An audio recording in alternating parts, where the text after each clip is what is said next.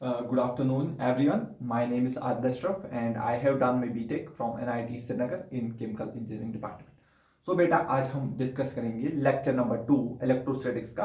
पहला लेक्चर जो है हमने इंडक्शन तक कवर कर लिया था और आपने देखा होगा किस ही लेवल तक हमने उसको कवर कर लिया था। बहुत जबरदस्त लेक्चर था। उसी तरीके से और इसमें एनर्जी उससे भी ज्यादा होगी और कंटेंट उससे भी ज्यादा होगा और एनर्जी तो आप पूछो ही मत। ठीक है, तो बात करते हैं कंडक्शन की। तो बेटा हमने इंडक्शन तक तो खत्म किया था, अब बात हम करते हैं कंडक्शन की। तो कंडक्शन को समझिए, सॉरी कंडक्शन, हाँ कंडक्शन को आप बिल्कुल आराम से समझ लीजिए। इंडक्शन में क्या था बेटा, उसमें डायरेक्ट कांटेक्ट नहीं होता था और कंडक्शन में अब क्या होगा, डायरेक्ट कांटेक्ट करने की वजह से अगर चार्ज फ्लो होता है, तो उस प्रोसेस को हम क्या बोलते हैं बेटा, कंडक्शन बोलते हैं। अगर एक कंडक्टर जो है दूसरे कंडक्टर के साथ मैंने इसको डायरेक्टली कांटेक्ट करवाया, क्या करवाया, डायरेक्टली कांटेक्ट करवाया, तो इनमें चार्ज का फ्लो होगा।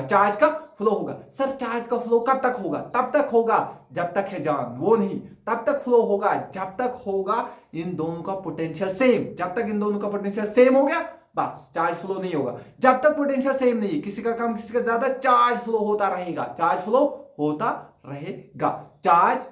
होगा तब तक जब तक दोनों का पोटेंशियल सेम नहीं होगा। तो बस यही है कंडक्शन। अब मैंने आपके लिए जो है थोड़ा डेफिनेशन भी लाया है लिखा के, ताकि आप बोर्ड में अगर आपको पूछा जाए तो उधर लिख सको। बाकी तो मैंने आपको समझा दिया है, तो क्वेश्चन कैसे होंगे। तो अगर आप सिंपल देखोगे कंडक्शन क्या है, when two conductors are connected, जब हम दो कंडक्टर्स को कनेक्ट करते हैं, ठीक है, बाय कंडक्टिंग मटेरियल मतलब वायर से, जिसमें शॉर्ट में चार्ज फ्लो होगा, उसको हम कंडक्टिंग मटेरियल बोलते हैं। ठीक है, तो when two conductors are connected by conducting medium, charge में फ्लो। यहां पे ध्यान देना, मैंने नहीं लिखा चार्ज फ्लो, मैंने कहा चार्ज फ्लो कर सकता है। क्या पता ये दोनों कंडक्टर है, दोनों कंडक्टर्स को मैंने उठा के क्या करवाया, क्या करवाया बेटा, टच करवाया। लेकिन इनका दोनों का पोटेंशियल पहले से सेम था। अगर पोटेंशियल सेम था तो यहां पे चार्ज का फ्लो नहीं होगा, लेकिन अगर पोटेंशियल सेम नहीं होता तो फिर चार्ज फ्लो होता। दैट मींस कर भी सकता है और नहीं भी कर सकता है, डिपेंड करता है पोटेंशियल पे, बेटा पोटेंशियल पे। फॉर एग्जांपल अब एक एग्जांपल लेते हैं।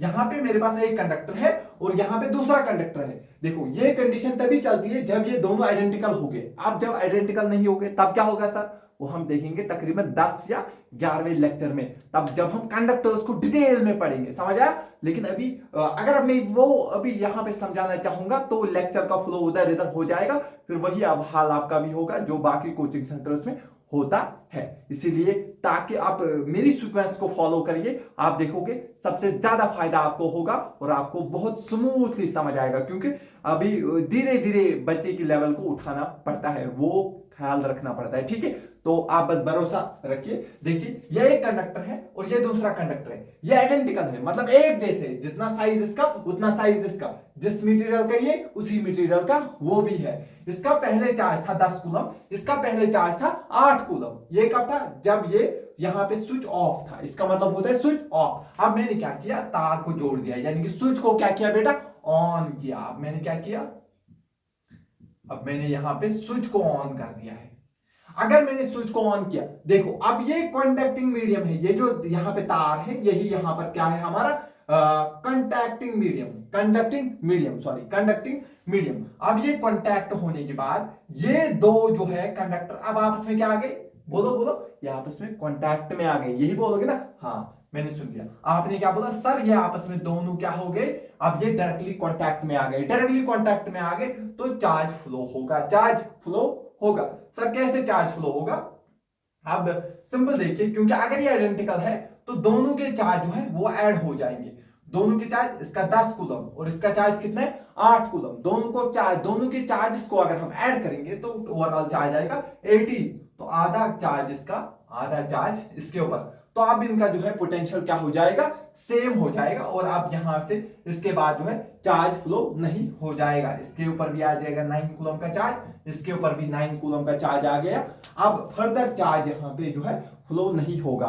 तो आपको यहां पे कंफ्यूजन होगा, आपको लगेगा सर तो बोल रहे थे पोटेंशियल जब तक सेम नहीं होगा तब तक चार्ज फ्लो करेगा। और अब आप बोलोगे, आप देख रहे हो यहां पे दोनों का जब चार्ज सेम हुआ, तो अब आप बोलोगे शायद जब चार्ज सेम होता है तब तक फ्लो करेगा, लेकिन ये कंडीशन नहीं है। अगर आपने ये वाला स्टेटमेंट क्वेश्चन में टिक किया तो आपको -1 मिलेगा। ठीक है, ध्यान रखना चार्ज हमेशा सेम नहीं होता है। मैंने आपको कहा जैसे ही हम 11 और 12th वाला लेक्चर देखेंगे वहां पे आपको ये डिटेल में चीजें जो है चमकने स्टार्ट हो जाएगी, समझ आ गया। लेकिन अभी ध्यान रखो, अभी सिंपल जो मैंने बोला वो आप ध्यान में रखो बस। ठीक है, तो अभी क्या हुआ, दोनों का ये बाई चांस यहाँ पे चार्ज जो है सेम हुआ, हर बार ये सेम नहीं होगा, अभी आप आगे देखोगे। ठीक है, तो हमने क्या देखा, इनको कांटेक्ट में लाया, अगर ये आइडेंटिकल है तो ही ये सिचुएशन आती है, तो ही ये सिचुएशन, तभी चार्ज बराबर बराबर यहां पे हो जाता है। फॉर एग्जांपल अगर ये हमारे पास एक कंडक्टर है, इसके ऊपर चार्ज है Q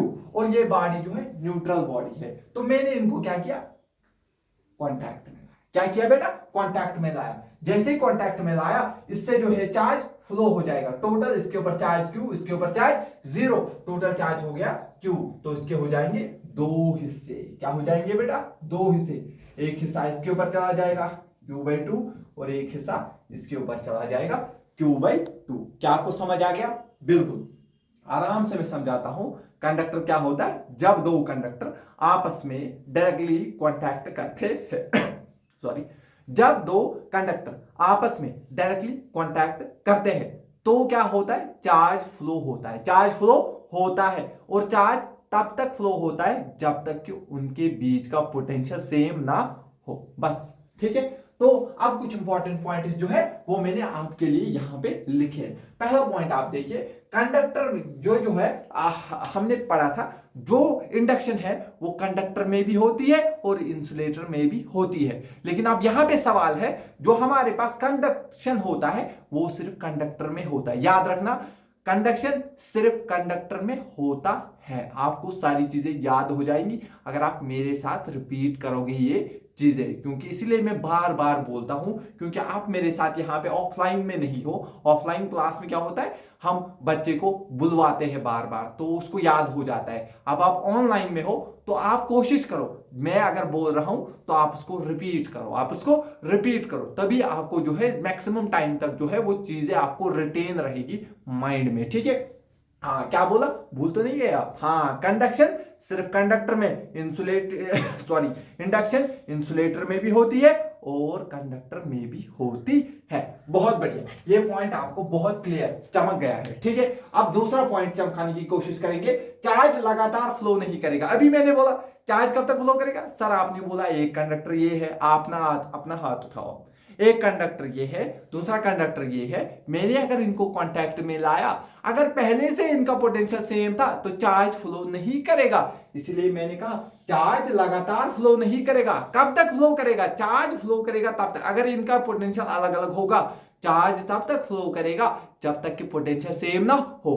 पोटेंशियल सेम, यही मैंने इनको कांटेक्ट में लाया, चार्ज का ट्रांसफर हो रहा है और एक टाइम बाद पोटेंशियल सेम हो गया। जैसे पोटेंशियल सेम हो गया, अब यहां पे जो है फर्दर जो है यहां पे चार्ज फ्लो नहीं करेगा। बहुत बढ़िया, ये भी आपको हो गया है क्लियर। इसके बाद फ्लो कर भी सकता है और नहीं भी कर सकता है। ये बातें आपको कॉपी में लिखनी है, यही आपको याद रहेगी एंड तक। ठीक है, मैं भी अंग्रेजी में यहाँ पे डेफिनेशन लिखवाऊंगा, आपको अभी अच्छा लगेगा, बाद में आपको वो फायदा नहीं देगी। आप फिर जो है तारे देखते रहोगे एग्जाम के टाइम। इसलिए जो मैं कह रहा हूं आप कोशिश करो, एक्सपेरिमेंट करने की कोई जरूरत नहीं है, आप इनको कॉपी पे लिखो, जितना आप लिखोगे उतना आपको चमकेगा। ठीक है, फ्लो कर भी सकता है और नहीं भी कर सकता। आप बोलोगे सर आप रुकिए, अब हम बताते हैं फ्लो करेगा तब अगर पोटेंशियल नहीं था सेम, और अगर दोनों का पोटेंशियल सेम था तो फिर सर फ्लो नहीं करेगा। बहुत बढ़िया, ऐसे बोलना है। ठीक है, तो अगर देखो, अगर मैं अभी आपको समझाऊंगा, इसका चार्ज क्यों था, इसके ऊपर चार्ज कुछ नहीं था। अब जब मैंने इनको कांटेक्ट करवाया तो चार्ज जो है आधा चार्ज जो है आधा आधा बढ़ गया, यहां पे Q/2, यहां पे Q/2। इसका मतलब इसका चार्ज पहले 0 था और अब इसका चार्ज है प्लस Q/2। इसका मतलब इसके पास कौन गया होगा, इसके पास गया होगा इलेक्ट्रॉन। इसके पास कौन गया होगा, इलेक्ट्रॉन गया होगा। दैट मींस वही मैंने लिखा, इलेक्ट्रॉन के मूव करने से होता है, यानी कि इसके इलेक्ट्रॉन यहां चले गए, यानी कि यही तो है चार्ज का ट्रांसफर, इलेक्ट्रॉन ही तो है चार्ज का ट्रांसफर, यानी कि इसके इलेक्ट्रॉन यहां चले गए और इसके इलेक्ट्रॉन चले गए और इसके ऊपर जो है नेगेटिव, एक सेकेंड, हाँ सॉरी गलती मुझसे हो रही है यहाँ पे, हाँ तो ये तो सही है सॉरी, हाँ इसके ऊपर कितना चार्ज आ गया, +2/2, यानी कि प्लस चार्ज इस पे आ गया है। तो अगर प्लस चार्ज हुआ है दैट मीन इसके इलेक्ट्रॉन इसको छोड़ के चले गए होंगे, तभी पॉजिटिव चार्ज आया है, मैंने पिछले क्लास में समझाया था, समझ आ गया। तो दैट मीन इसके ऊपर पॉजिटिव चार्ज आया, दैट मीन इलेक्ट्रॉन जो है इस तरफ आए होंगे। सिमिलरली देखो इसके पहले इसके ऊपर कितना चार्ज था, 8 कूलम का, अब कितना हो गया 9 कूलम का, चार्ज बढ़ गया, दैट मीन इलेक्ट्रॉन जो है वो इस तरफ जो है फ्लो कर गए होंगे, समझ आ गया। यानी कि इलेक्ट्रॉन्स के मूव करने से ही कंडक्शन पॉसिबल होता है। तो इलेक्ट्रॉन्स किस में मूव कर सकते, सर कंडक्टर में, इसीलिए तो मैं बोल रहा था कंडक्शन सिर्फ कंडक्टर में ही होता है, इंसुलेटर में नहीं होता है, क्योंकि इंसुलेटर में इलेक्ट्रॉन जो है वो मूव नहीं कर पाते हैं, समझ आ गया, बहुत ठीक है। और मैंने यहां पे लिखा है चार्ज तब तक फ्लो करेगा जब तक दोनों बॉडीज का पोटेंशियल सेम नहीं होगा। अब मैं वैसे तो इससे हम नहीं समझा सकते हैं, तो 10th लेवल की डेफिनेशन है, बट थोड़ा इस्तेमाल करते हैं अभी ताकि आपको थोड़ा अच्छा लगे, अदरवाइज ये हम 11th लेक्चर में ही करते हैं। तो यहां पे देखो V होता है potential difference, V is equal to IR। अगर दोनों बॉडीज का पोटेंशियल सेम हुआ दैट मींस पोटेंशियल डिफरेंस क्या हो जाएगा, 0। अगर इसका जितना पोटेंशियल होगा उतना ही पोटेंशियल अगर इसका हुआ, फॉर एग्जांपल इसका पोटेंशियल है 2V, इसका पोटेंशियल भी है 2V, तो इनका डिफरेंस क्या आएगा 0। तो यहां पे हो गया 0 is equal to I into R, R इधर हो जाएगा डिवाइड में, तो इसका मतलब करंट भी कितना होना चाहिए, अगर करंट 0 होगा तभी तो ये 0 आएगा, क्योंकि रेजिस्टेंस तो 0 हो नहीं सकती है। तो दैट मींस इस टर्म को इस पूरी टर्म को 0 बनाने के लिए यहां पे I को 0 होना पड़ेगा। I 0 मतलब करंट 0, करंट 0 मतलब चार्ज फ्लो करना स्टॉप कर दिया है, दैट मींस यहां पे I 0 का मतलब अब जो है यहां पे चार्ज फर्दर फ्लो नहीं करेगा। आई होप ये अभी तक आपको अच्छे से समझ आ गया होगा। अभी हम फर्दर इस पे डिस्कशन करते हैं, ठीक है। तो अभी अब मैं थोड़ा और एक केस यहाँ पे अब हम लेते हैं। देखो अगर हमारे पास क्या है, पहले एक यहाँ पे हमारे पास एक न्यूट्रल कंडक्टर है, क्या है बेटा, न्यूट्रल कंडक्टर है। तो अगर ये न्यूट्रल होगा तो आपको पता है इसके पास जितने पॉजिटिव उतने ही नेगेटिव होंगे, positive negative positive negative positive negative positive negative, इसके पास जितने पॉजिटिव चार्ज होगा उतना ही नेगेटिव चार्ज होगा, इसलिए हम इसको क्या बोलते, न्यूट्रल। अभी तक तो कहानी बहुत ही ठीक थी। अब हमने क्या किया, कुछ टाइम के बाद इसके पास एक चार्ज लाया, कुछ टाइम के बाद इसके नजदीक में क्या लाया हमने, एक +Q चार्ज लाया, ठीक है। If +Q charge is brought near to this neutral conductor, ठीक है। ये न्यूट्रल कंडक्टर के पास हमने एक +Q चार्ज, पहले जब ये चार्ज नहीं था, मैं इसको छुपाता हूं तो इसके पास ये प्लस माइनस इस तरीके से अरेंज थे। कुछ टाइम बाद क्या किया, मैंने एक +Q चार्ज यहां पे लाया, जैसे ही मैंने +Q चार्ज लगाया तो इनके कान खड़े हो गए, किनके कान खड़े हो गए, ये जो नेगेटिव वाले हैं, जैसे इन्होंने पॉजिटिव देखा तो इसकी तरफ क्या हो गए, अट्रैक्ट हो गए, ये इसकी तरफ क्या हो गए, अट्रैक्ट हो गए। और यहां पे आप देखो कुछ टाइम बाद ये चार्ज Q यहां पर ही है, ये सारे नेगेटिव चार्ज इस पॉजिटिव चार्ज की तरफ आ गए हैं, ठीक है। अगर ये नेगेटिव चार्ज इससे अट्रैक्ट हुए तो पॉजिटिव चार्ज इससे क्या होंगे, रिपल हुए होंगे, क्योंकि ये सेम टाइप ऑफ चार्ज है यहाँ पे, तो पॉजिटिव चार्ज जो है वो दूसरी साइड शिफ्ट हुआ। अब मेरा क्वेश्चन है क्या ये चार्ज हो गया, तो आंसर है नहीं, ये अभी चार्ज नहीं हुआ, अभी भी इस पे नेट चार्ज जो है स्टिल, नेट चार्ज इज 0, इस पे सेटल जो है नेट चार्ज कितना है, 0 है। इस पे अभी भी नेट चार्ज कितना है, 0 है, क्योंकि जितने इसके पास नेगेटिव चार्ज है उतने ही इसके पास पॉजिटिव चार्ज है। इसकी वजह से इसके ऊपर अभी भी नेट चार्ज है 0। अगर नेट चार्ज 0 है दैट मींस ये अभी चार्ज नहीं हुआ है। तो सर ये चार्ज आप कैसे करोगे? तो मैं इसको चार्ज करने के लिए थोड़ी सी मक्कारी करूंगा। मैं क्या करूंगा, मैं इसको अर्थिंग करूंगा, अर्थ के साथ कनेक्ट जैसे ही करूंगा तो ये सारा नेगेटिव चार्ज इसका भाग जाएगा, यानी कि सारे इसके इलेक्ट्रॉन जो है वो अर्थ की तरफ चले जाएंगे। और कुछ टाइम बाद जब मैं देखूंगा तो जो सारे इलेक्ट्रॉन है, सारा नेगेटिव चार्ज वो अर्थ की तरफ चला गया होगा और यहां पे सिर्फ पॉजिटिव चार्ज रहेगा। दैट मींस यहां पर मुझे एक पॉजिटिवली बॉडी जो है वो मिल जाएगी। आई होप आपको ये अच्छे से समझ आ गया होगा। अब हम कुछ क्वेश्चंस लेंगे जो अभी तक आ सकते हैं और जो हमें करने जरूरी है, जो एग्जाम में आ सकते हैं, उन क्वेश्चंस को लेंगे हम। कुछ एससी वर्मा के भी क्वेश्चंस लेंगे और कुछ जो अच्छे होंगे प्रीवियस ईयर आस्क्ड क्वेश्चन उनका यहाँ पे डिस्कस करेंगे। तो फिर हम जाएंगे कूलम्स लॉ के ऊपर। ठीक है बेटा, ठीक है। तो ये क्वेश्चन जो है एम्स और एआईपीएमटी ने पहले पूछा हुआ है। Number of electron in 1 coulomb of charge, 1 coulomb of charge में कितने इलेक्ट्रॉन होते? तो आप बोलोगे सर देखिए आपने हमको पढ़ाया था Q होता है प्लस माइनस n इंटू ई। तो यहाँ पे कितना चार्ज दिया हुआ है, 1 कूलम। तो आप बोलोगे सर हम Q की जगह जो है 1 रखना चाहेंगे। ठीक है, तो प्लस दिया हुआ है तो सीधे हम यहाँ पे n इंटू ई ही लगाएंगे। तो n हमें निकालना है। ये होता है charge of electron 1.6 into 10 raise power minus 19। इतना ठीक है। तो हमें n चाहिए तो ये यहां से जो है डिवाइड हो जाएगा। n हमें मिलेगा 1 डिवाइड बाई 1.6 इंटू में 10 रेज पावर माइनस 19। तो सर इसको कैसे सॉल्व करोगे? देखो ये पहले ऊपर जाएगा, ये बनेगा, ये जब ऊपर जाएगा तो ये बनेगा 10 रेज पावर प्लस 19। ठीक है, हाँ सर इतना हमें आता है 1.6, तो नीचे ही रहेगा। आगे अगर मैं इसको थोड़ा तोड़ू, अगर मैं 10 अलग लिखूं, 10 ये 10 रेज पावर 19 है, 10 को अलग लिखा और इंटू में लिखूंगा 10 रेज पावर 18, क्योंकि इसका पावर 1 जब वापस इसके साथ मिलेगा तो ये वापस बनेगा 19। ठीक है सर, तो डिवाइड में है 1.6 और जब 1.6 को 10 से डिवाइड करते हैं, 10 को जब 1.6 से डिवाइड करते हैं तो वो आता है 6.25 इंटू 10 रेज पावर 18 इलेक्ट्रॉन्स होंगे। याद रखना 1 कूलम सा चार्ज, जो हमें लगता है ये क्या चार्ज है 1 कूलम, और 1 कूलम चार्ज को क्रिएट करने के लिए हमें 6.25 इंटू 10 रेज पावर 18 इलेक्ट्रॉन्स को जो है वो ट्रांसफर करवाना पड़ता है। ठीक है, ओके।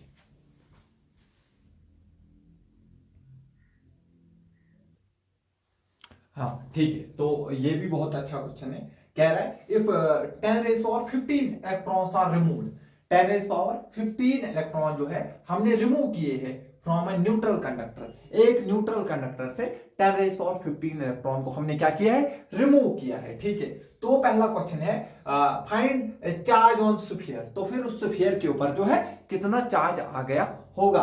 तो अगर आपको पता है तो कितना चार्ज आ गया होगा, Q होता है प्लस माइनस n इंटू ई। कितने इलेक्ट्रॉन निकाले हैं, क्योंकि निकाले हैं तो चार्ज प्लस आएगा, पॉजिटिव चार्ज आएगा इसके ऊपर। और कितने इलेक्ट्रॉन निकाले हैं, 10 रेज पावर 15, यानी कि n की जगह आएगा 10 रेज पावर 15 और एक इलेक्ट्रॉन का चार्ज होता है 1.6 इंटू 10 रेज पावर माइनस 19। तो फर्दर अगर आप देखोगे ये रहेगा 1.6 इंटू में जाएगा 10 रेज पावर, देखो इसके ऊपर माइनस 19 और 15, तो इसके ऊपर बचेगा -4 जो है इसका चार्ज रहेगा। ओवरऑल इतने कूलम का जो है चार्ज इसके ऊपर आ जाएगा, है ना। बिल्कुल सिंपल फॉर्मूला बेस्ड क्वेश्चन है। ठीक है, how much mass will decrease, कितना मास कम होगा। तो मास कितना कम होगा, मास डिक्रीज। अरे यार देखो सिंपल सा कंसेप्ट है, अगर एक इलेक्ट्रॉन निकल गया तो एक इलेक्ट्रॉन का मास भी कम होगा ना। अगर 2 इलेक्ट्रॉन निकल गया तो 2 इलेक्ट्रॉन का मास कम होगा। आपके पास एक बिस्किट का पैकेट है, अगर मैं एक बिस्किट निकाल दूं तो एक बिस्किट का मास कम होगा, 2 बिस्किट निकाल दूं तो 2 का कम होगा, n बिस्किट निकाल दूं तो n बिस्किट का मास कम होगा ना।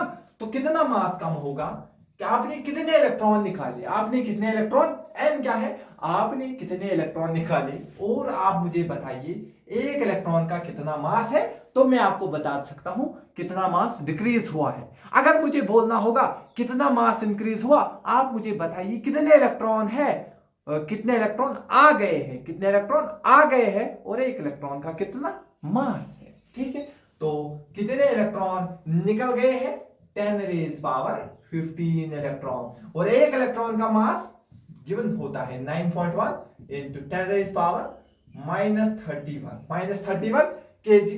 फर्दर आप इसको सॉल्व कर सकते हैं, ये बचेगा आपके पास 9.1 इंटू 10 रेज पावर -16 kg। इतना मास जो है वो कम हो जाएगा। आई होप आपको ये अच्छे से समझ आ रहा होगा। ठीक है, तो फर्दर देखते हैं। हाँ देखिए, ये जो क्वेश्चन है ये भी पूछा गया है, तो प्रीवियस ईयर क्वेश्चन है। तो कह रहा है हमारे पास एक इलेक्ट्रॉन है जो पहले रेस्ट में था, इलेक्ट्रॉन पहले किस में था, रेस्ट में था, और उस इलेक्ट्रॉन का चार्ज जो है 1.6 इंटू 10 रेज पावर -19 कूलम था। ठीक है, अब ध्यान से देखना, कह रहा है if it starts moving with a velocity, उसकी वेलोसिटी जो है c/2, वेलोसिटी जो स्पीड ऑफ लाइट है उसकी आधी स्पीड से वो चल रहा है, दैट मींस बहुत ज्यादा स्पीड से चलना स्टार्ट किया है, while c is the speed of light, then the new charge on electron, तो इलेक्ट्रॉन पे नया चार्ज क्या होगा, आपका आंसर क्या होगा, आप सोचिए और बताइए क्या होगा इसका आंसर। और जिन बच्चों ने पिछला लेक्चर बहुत ध्यान से देखा होगा तो उन्होंने आंख बंद करके ऑप्शन सी को क्या मारा होगा, टिक, क्योंकि मैंने क्या कहा है, चार्ज एक इनवेरिएंट प्रॉपर्टी होती है, वो स्पीड पे डिपेंड ही नहीं कर रही थी। अगर रेस्ट में 1.6 है तो ये किसी भी स्पीड से चले, इसका चार्ज जो है वो सेम रहेगा, 1.6 इंटू 10 रेज़ पावर -19 कूलम। अगर आप इसके ऑप्शन देखोगे एग्जाम में, ये भयंकर सवाल माना जाएगा, लेकिन जिस बच्चे ने पढ़ा होगा वो इसको 10 सेकंड के अंदर निपटा सकता है। ठीक है,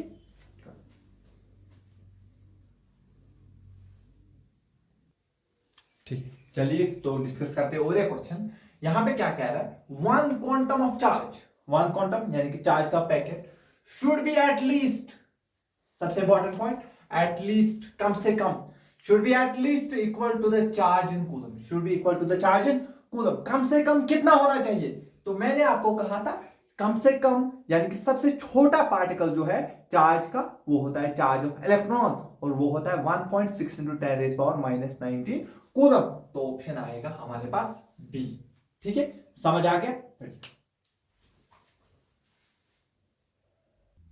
हाँ, तो अभी हम जो है, अब मैंने, आप बोलोगे सर आपने क्या इस तरीके से लाया, क्योंकि अब अगर बोर्ड पे लिखेंगे तो जो है वीडियो की लेंथ जो है बहुत ज़्यादा हो जाएगी, और ये HCV के जो है क्वेश्चन है वो हम ऐसे ही डिस्कस किया करेंगे, इससे आपको ज़्यादा फ़ायदा होगा। आप स्क्रीनशॉट भी उठा सकते हैं और आप अपनी HCV खोल के वहाँ पे टिक लगा सकते हैं, जो चीज़ लिखनी होगी वहीं पे साइड में आप लिख सकते हो। तो यह HC वर्मा इलेक्ट्रिक फील्ड का जो है ऑब्जेक्टिव 1 का क्वेश्चन नंबर 6। ऑब्जेक्टिव 1 जो होता है मैं आपको थोड़ा समझाना चाहूँगा, इसमें सिंगल करेक्ट आंसर है। ठीक है, इनमें से एक ही जो ऑप्शन है वो सही होगा। तो आई होप ये क्वेश्चन आप खुद से कर सकते हो। आप पहले स्क्रीन को पॉज करो और फिर इसको एक बार ट्राई करो, उसके बाद ये वीडियो आप देखना। आप देखो, कह रहा है if a body is charged bye rubbing, rubbing की वजह से अगर हम बॉडी चार्ज करेंगे, तो अगर रब करेंगे तो किसी एक मटेरियल के इलेक्ट्रॉन दूसरे मटेरियल पे चले जाएंगे।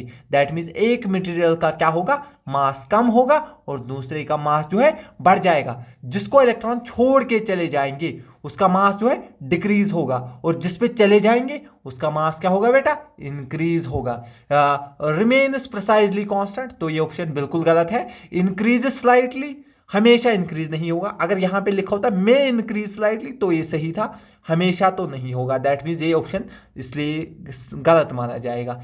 डिक्रीज स्लाइटली, मे अगर यहां पे लिखा होता मे डिक्रीज स्लाइटली तो सही था, इसलिए ये भी गलत हो जाएगा। मे इंक्रीज स्लाइटली और may decrease slightly, that means option D, question number 6 objective 1 option D इसका जो है करेक्ट आंसर है। बहुत ही प्यारा सवाल है, बहुत छोटा और बहुत प्यारा सवाल। ठीक है। तो ये क्वेश्चन मैं आपको वही क्वेश्चन करवाऊंगा जो जो हम क्वेश्चन कर सकते हैं। जैसे मैंने 2 लेक्चर लिए, इसके बाद ये क्वेश्चन आपको कितना आसान लगा, लेकिन अगर मैं इसके बाद वाला कराऊंगा आपको अच्छा नहीं लगेगा, क्योंकि वो भी हमने नहीं पढ़ा है। जो जो हम पढ़ेंगे उसके बेस के ऊपर जितने भी सवाल पूछे हैं उनको हम यहीं पे निपटाएंगे, क्योंकि अगर वो मैं अभी करवाऊंगा तो वो मैं करूंगा, आपको कुछ फायदा नहीं होगा। लेकिन ये अभी आपने जब देखा होगा ये क्वेश्चन आपने खुद से किया होगा, या अगर कहीं पे डाउट हुआ होगा अब वो क्लियर हुआ होगा, ठीक है। यानी कि जो जो चीज पढ़े उसके क्वेश्चन हम साथ साथ खत्म करते जाएंगे। एससीबी तो हम इंशाल्लाह पूरी कंप्लीट करके ले जाएंगे, ठीक है। तो अब लेते, हाँ, तो ये क्वेश्चन भी हम कर सकते हैं, यह है इसी चैप्टर का। लेकिन ऑब्जेक्टिव टू की मैं खासियत बताऊंगा, इसमें एक आंसर भी सही हो सकता है, 2 भी, 3 भी और सब भी हो सकते हैं। अब ये क्वेश्चन भी आपसे गलती करवाएगा, ध्यान से बोलना, सच बोलना, कमेंट करके लिखना। जो मैंने इससे पहले जो है सवाल लिया, एक सेकेंड, हाँ, जो मैंने इससे पहले सवाल लिया आपसे गलती हुई थी कि नहीं, आपने ये भी टिक किया, ये भी टिक किया, ये भी टिक किया, गलती हुई, जिससे गलती हुई थी वो कमेंट करे, वो कमेंट करना जिससे गलती हुई होगी, ठीक है। तो अदरवाइज ये सवाल इसलिए मैंने लिया क्योंकि अदरवाइज अगर आप खुद से करोगे तो आप गलती कर सकते हो। तो ये क्वेश्चन भी वैसा ही है, इसको जब आप खुद करोगे तो आपको गलती होने के चांस है, इसलिए मैं आपको समझाऊंगा पहले, ठीक है। The total charge of the universe is constant, इसमें कुछ नहीं है, ये सीधे सीधे ये स्टेटमेंट क्या है, सही है। यही स्टेटमेंट है हमारा किसका, कंजर्वेशन ऑफ चार्ज का। Total positive charge of universe, अब बच्चा क्या सोचता है, टोटल चार्ज अगर कांस्टेंट है तो टोटल पॉजिटिव चार्ज भी कांस्टेंट होगा, टोटल नेगेटिव चार्ज भी कांस्टेंट होगा। वो बोलता है ऑप्शन ए बी सी, और क्या बोलेगा, total number of positive charged particles are constant, नहीं, चार्ज पार्टिकल कांस्टेंट नहीं होते हैं। अब मैं आपको ये समझाऊंगा क्यों नहीं होते। ये स्टेटमेंट तो सही है, टोटल जो है चार्ज ऑफ यूनिवर्स है वो क्या रहता है, कांस्टेंट रहता है। अब अगर टोटल चार्ज जो है यूनिवर्स का वो कांस्टेंट रहता है, लेकिन फिर बाकी चीजें क्यों नहीं है, टोटल पॉजिटिव चार्ज क्यों नहीं है। फॉर एग्जाम्पल मैं आपको एक एग्जाम्पल से बहुत आराम से समझाऊंगा। फॉर एग्जाम्पल हमारे पास 2 चार्ज पार्टिकल थे, क्या थे बेटा, 2 चार्ज पार्टिकल, और एक के ऊपर था +7 कूलम का चार्ज, ठीक है, और दूसरे के ऊपर था +3 कूलम का चार्ज। तो हमने क्या किया, इनको शेक करवाया, ठीक है, यानी कि डब्बे को क्या किया, शेक, इसको ऐसे ऐसे किया, जिसकी वजह से ये 2 आपस में क्या हो गए, कांटेक्ट में आए, और कांटेक्ट में आ गए, ठीक है, कांटेक्ट में आ गए। और जैसे हमने शेक किया, शेक करने के दौरान हमने यहाँ पे थोड़ी सी मक्कारी की, हमने इनके जैसा ही और एक पार्टिकल भी यहाँ पे, और एक जो है कंडक्टर इसमें डाल दिया, यानी कि और एक स्फीयर इसमें डाल दिया, ठीक है। यानी कि पहले 2 थे, अब हमने 3 जो है इसमें जो है चार्ज पार्टिकल डाल दिए, ठीक है।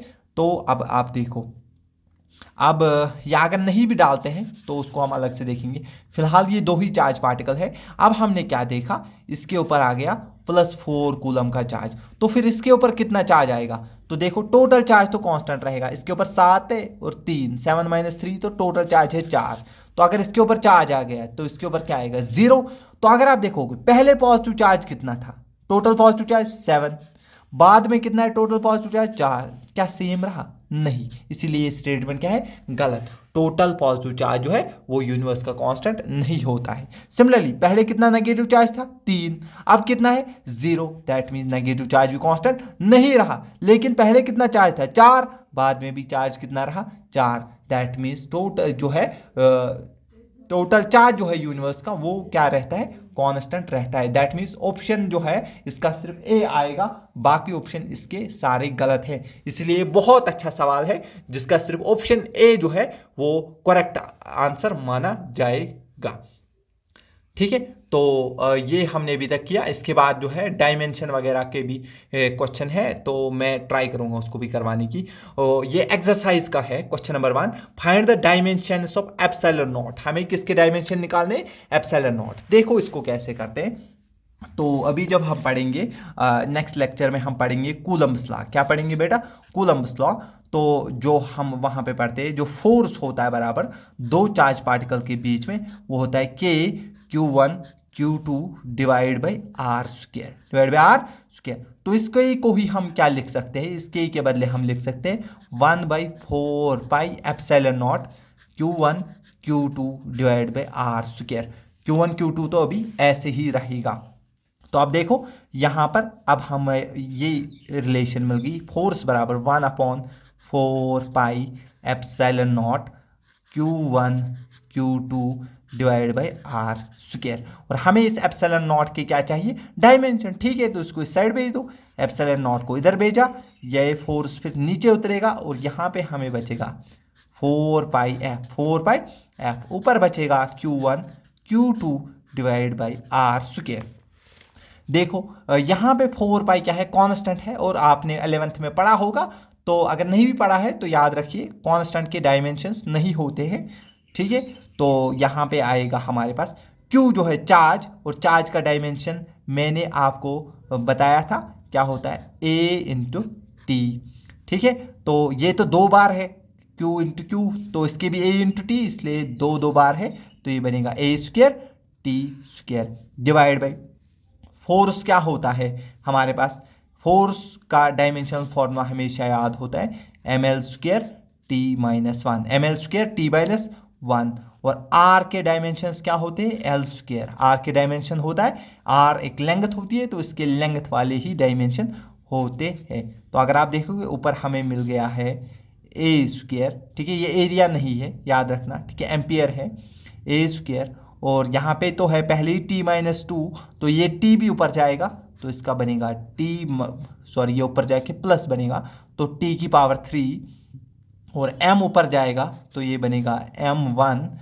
ठीक है, ऊपर जाएगा तो पावर माइनस में रहेगी। यहाँ पे L² यानी कि ये ऊपर जाएंगे तो ये बनेगा L⁴, मगर माइनस में थोड़ा अच्छे से लिखेंगे, तो m-1, फिर L लिखते हैं L-4 T+3 एंड A² जो है हमें डायमेंशन मिल गए हैं एप्सिलॉन नॉट के। या आप बहुत आराम से कर सकते हो एक बार जब आप यूनिट्स एंड डायमेंशन चैप्टर जो है कवर कर लोगे, लेकिन अभी ये आ रहा था तो इतना तो हम कर ही सकते हैं।